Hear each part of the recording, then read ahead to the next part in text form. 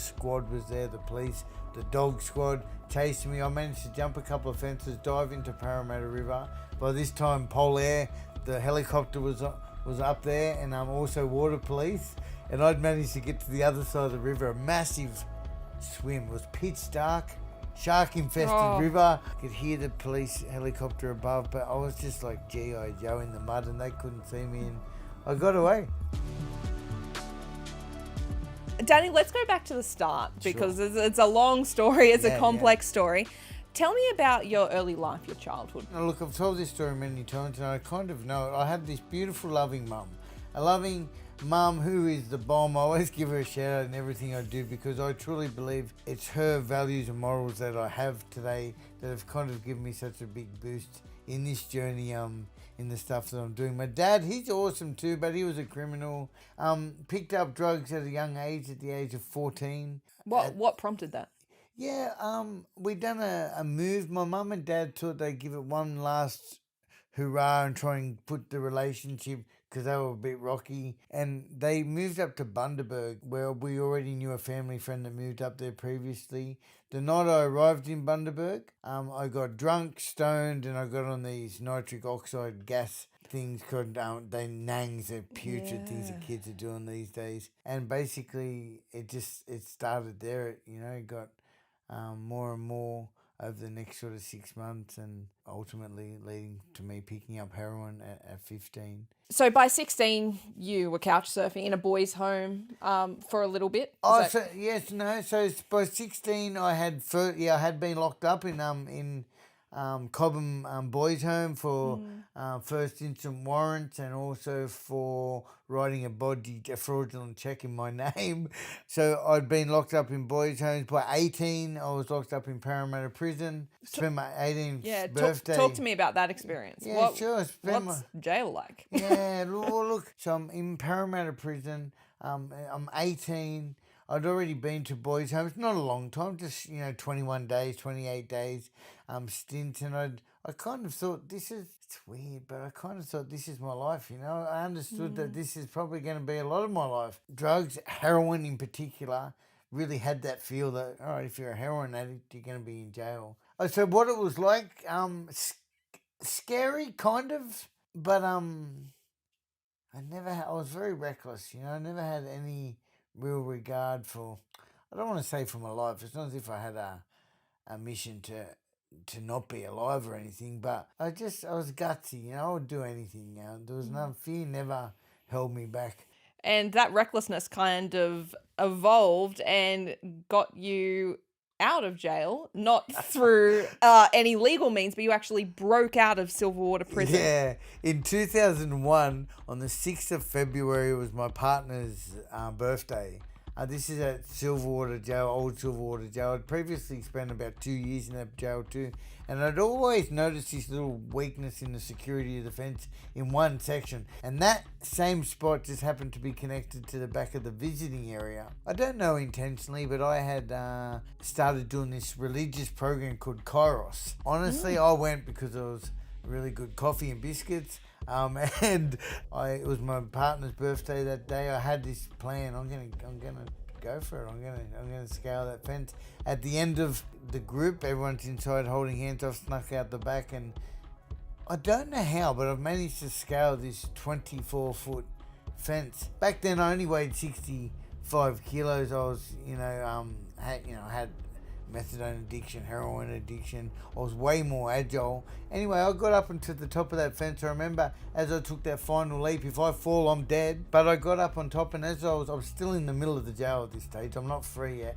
As I was heading towards the perimeter, an officer had spotted me up on the fence. So my plan had been foiled, and he was straight on the radio to the MEU and the police. And by the time that had happened, I just had to run.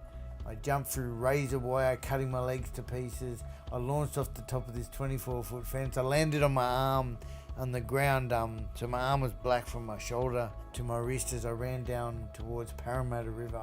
Holker Street, the top of the street, the squad was there, the police, the dog squad chased me. I managed to jump a couple of fences, dive into Parramatta River. By this time, Polair, the helicopter was up there, and also water police, and I'd managed to get to the other side of the river, a massive swim. It was pitch dark, shark infested river. I'm thinking I'm going to get bit by a shark, but I also thought I got to go. And anyway, I managed to make it to the other side of the riverbed where I was in mud up to my neck in this thick, sludgy mangroves, and I could see the water police just over there. I could hear the police helicopter above, but I was just like G.I. Joe in the mud, and they couldn't see me, and I got away. By the time I hit James Roos Drive, I was kind of clean from the mud, and I managed to pick up a taxi.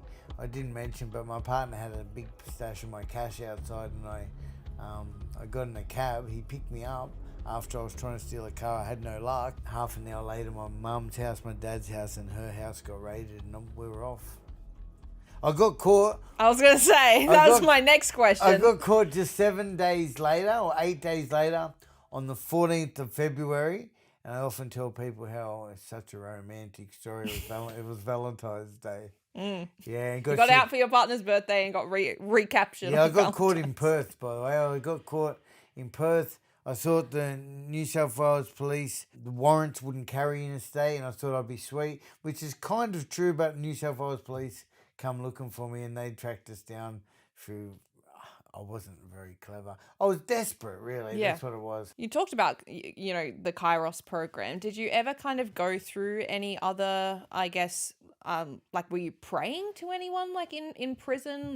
Did you have, any kind of faith? Do you know the Kairos program? Yeah, because we're a Christian station. Yeah, so we're a Christian station. I knew that, okay? I thought I knew that, so I'm glad that you've clarified that. Yeah, let's touch on that. I'd never talk about this, but I'm quite... Look, I grew up in private school. Well, I got kicked out of private school in year 8, but still I've had a background, a religious kind of background, which I never followed or did anything right by. However, I entered recovery, or even back then, in my addiction I didn't pray or have any kind, but I've got a big spiritual connection today. I have a faith that there's something out there way bigger and better than me, and I know it's got my back 100% too. If I do the right thing, good things happen. That's been my experience, and that's kind of my spiritual summary. That's what I believe in. And let's talk about, you say, if I do good things, if I do the right thing, then good things will happen to me. Let's talk about that turning point of your life, when you started to do, quote, the right thing. 14 years ago, you decided, basically, that you were going to stop drugs. Yeah. What prompted that decision? That's huge. Thanks, Georgia. I had attempted detox rehab 49 times. I've been 49. I've been in. I was known on a first name basis at all of our public systems: Basement 82, Gorman House, Herbert Street Clinic, Who's, William Booth. I've been in and out of all these places, and a bunch of them don't even exist anymore. But to get to the turning point, Christmas Day 2009 was the day my life changed forever. So 14 years ago, I went home. I was in rehab. I went home for a family visit on Christmas Day. And to be honest, I didn't want to go. I was already full of shame and guilt. I'm 60 days clean. Family was the last thing I wanted to do. I wanted to stay at the rehab watching Netflix. But I did the right thing. I got home and I'm sitting around the family Christmas table surrounded by loved ones, neighbours, people I'd all hurt, stolen, robbed from every one of them. I remember just feeling sick with shame. By the way, I felt that shame for years after. And that day I went home, back to the rehab, and I stood at the turning point. The turning point for me was Town Hall Station. King's Cross was to my right. I had money on me. I was going to buy heroin and cocaine. This was my deal. I was doing it. I'm about to get on. But across the road was a 431. It was the bus that was going to take me back to rehab. And that day, for the very first time in my life, I thought about my decision to do it. Like, an addict doesn't change their mind. If they're about to get on, they just get on. Well, that day, finally, after 49 attempts, I thought, if I go up there, I know what's going to happen. I'm going to end up back in rehab, back in jail, dead, or what would happen if I got on that bus and went back to rehab. And that day, somehow a miracle happened. I didn't pick up that next drug, and one day at a time, one foot in front of the other. I lost the obsession and compulsion to use drugs. I have not come close. I knock on wood every single time I say that, because I've not come close to picking up another substance since Christmas Day 2009. So it really is a miracle, It's huge. Yeah. Look, how you that image of you sitting around the table full Yeah. with shame and guilt with Yeah. your loved ones. How did you start to repair those relationships, especially with your son, your Yeah. former partner as well? Like, Yeah. how did that Yeah. start to happen? Time, one thing, and I think this is quite valid. I wasn't the guy that got clean and wanted to fix all the relationships, right? Now, I tell you, I'd heard, and I've been around for a long time, and I knew I would pretty much make a mistake and be back where I was going to be again. Like, there's no point me trying to fix something if I know I'm going to go back there, which I felt like that for years. I never thought I was going to make it. I really didn't, like I'd had so much evidence to show that I was going to blow this again, it was through my actions I started to make amends. I didn't pick up again. I started going out to see family regularly. I mentioned that feeling of shame and guilt.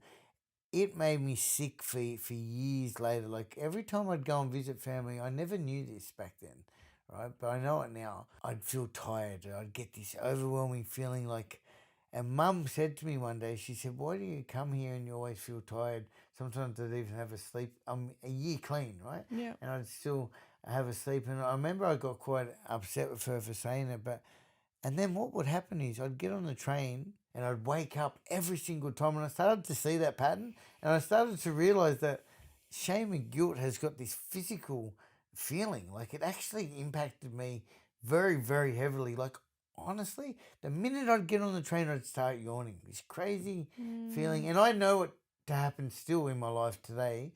Not so much for that, but some stuff I do is very heavy, the work that I do too. And I'm not completely. I continue to make amends. I continue to move forward. I'm not out of it. I'm certainly no angel. So yeah, it's a heavy, heavy feeling. I think shame and guilt, and no wonder people pick up again.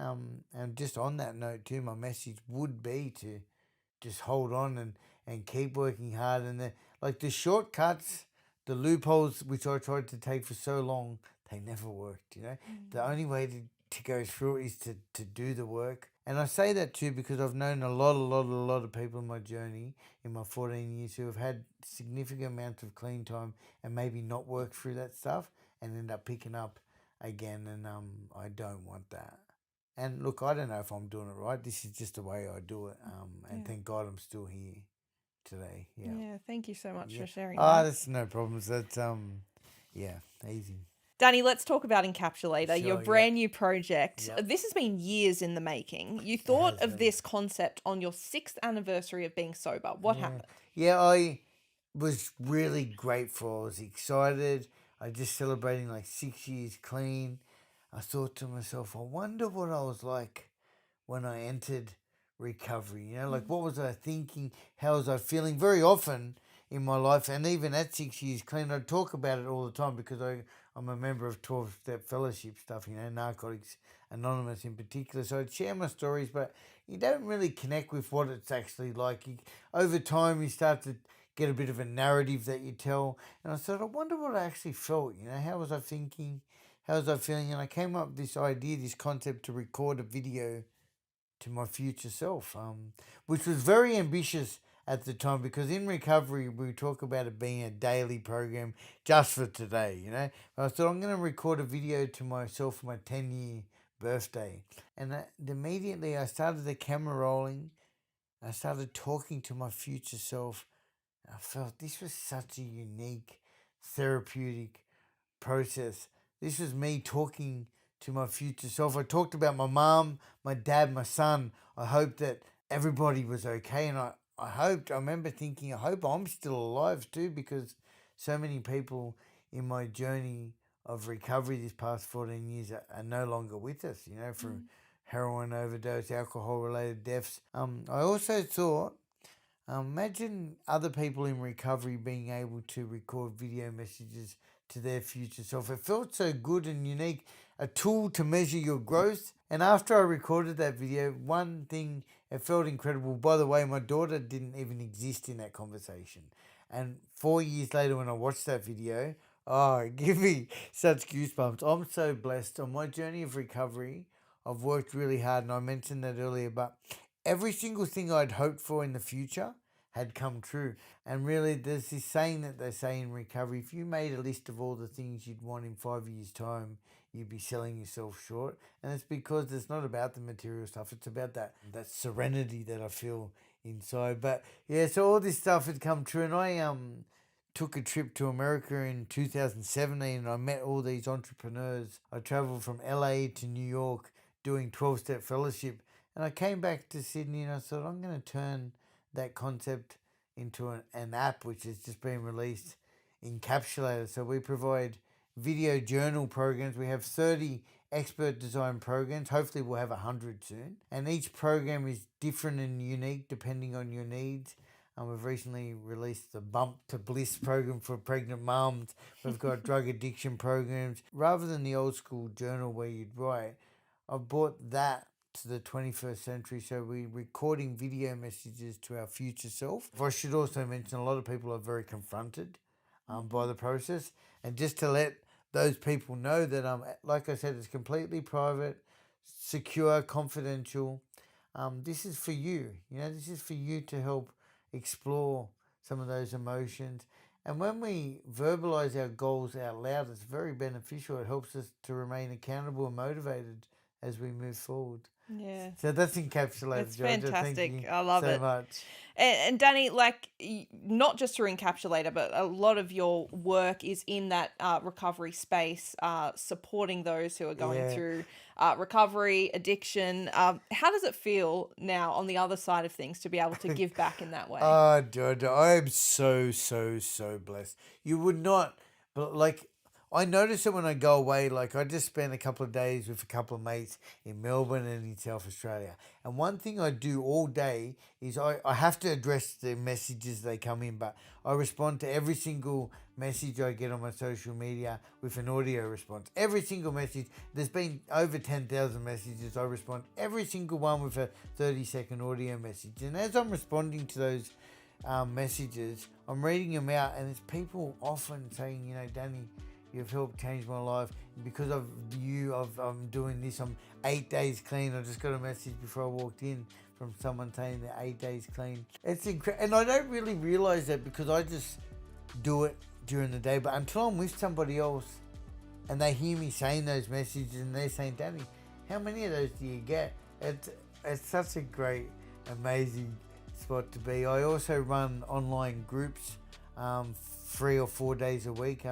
At 11 a.m. where I help teach a whole bunch of tips, tricks and hacks to help people plug into the higher forces of gratitude, as I say. They're mental health workshops funded through NDIS where I have over 30 topics that I choose just to help. Really what I do is I provide a safe place for people to come together, feel heard.